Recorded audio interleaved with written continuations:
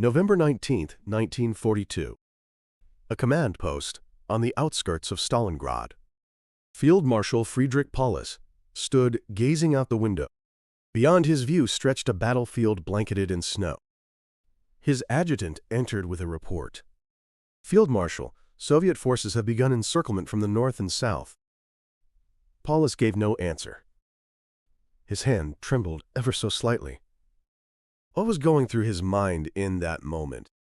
German High Command had warned of vulnerable flanks, the northern and southern lines, held by Romanian forces.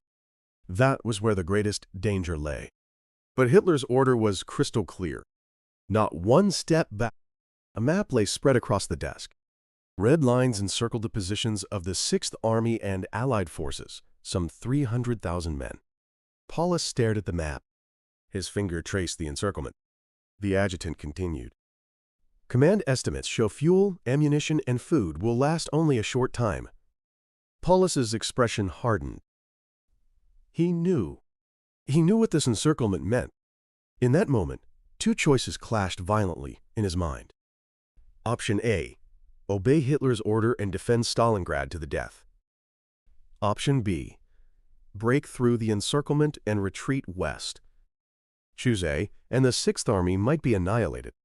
But there would be no disobedience. Choose B, and many soldiers might be saved. But a court-martial was certain. Given the fuel shortages in Soviet offensive, the prospects for success remained unclear.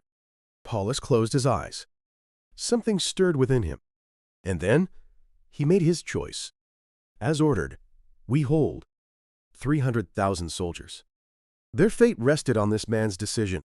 And this decision would change the course of World War II. November 23rd. The encirclement was complete. 300,000 men were now completely trapped. Escape was impossible. And then, hell began. Temperatures plunged to minus 40 degrees. Food was running out. There was no fuel. Soldiers huddled in the ruins, shivering. Starvation, frostbite, disease, and combat. Casualties mounted rapidly. Some days saw thousands fall. But the Soviets showed no mercy. Sniper Vasily Zaitsev. Wartime reports credit him with over 200 German kills. Every building became a battlefield. January. Orders from Hitler kept coming. Fight to the last. Surrender is forbidden. And then, January 30th.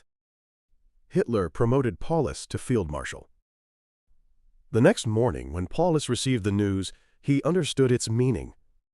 German field marshals do not surrender. This was psychological pressure, using the precedent that field marshals never surrender. Hitler expected him to take his own life. Only 90,000 soldiers remained. Most were suffering from starvation and frostbite. In his mind, the faces of those 90,000 soldiers appeared. Would he abandon them? January 31st street morning. Paulus finally accepted surrender. For the first time, he defied Hitler's command. And then, February 2nd, the remaining northern forces also surrendered. The battle was over. Some 90,000 soldiers became prisoners of war. Among those trapped were tens of thousands of Russian auxiliary troops. Having collaborated with the Germans, they were treated as traitors. Their fate was even more brutal. But while surrender ended the fighting, most of the 90,000 who became prisoners would perish in the harsh conditions of captivity. Those who made it home numbered only 5,000 to 6,000. A fraction of those captured. 200 days of battle. Total casualties vary depending on how the theater and time frame are defined. For the Axis powers, German and Allied forces combined, over 800,000 were lost. Soviet casualties also ranged from several 100,000 to over 1 million. Stalingrad lay in ruins. But here, history changed. Hitler's myth of invincibility shattered here. The massive loss of forces, followed by continuous Soviet counteroffensives, marked the symbolic turning point where strategic initiative shifted to the Soviets. Stalingrad was the beginning of Nazi Germany's defeat. So what can we learn from this story? Paulus's decision came too late. An early retreat in November might have reduced casualties. But considering fuel shortages and the Soviet offensive, the likelihood of success remains debated. In the final moment, he chose ending the battle over following orders. Loyalty versus human life. Which is right? A leader's decision changes history, and every decision carries a price. Finally, I want to ask you, history only tells us the outcome, but those living through it don't know what's coming. If you had been in Paulus's position on November 19th, what would you have decided? Should you follow orders? Or should you prioritize your soldiers' lives? Share your thoughts in the comments. Thank you for witnessing this moment in history with me. The lessons of Stalingrad still echo today. Leadership, decision, sacrifice. History doesn't repeat itself, but it rhymes. This channel continues to explore humanity's turning points. If this story moved you, please subscribe and leave a like.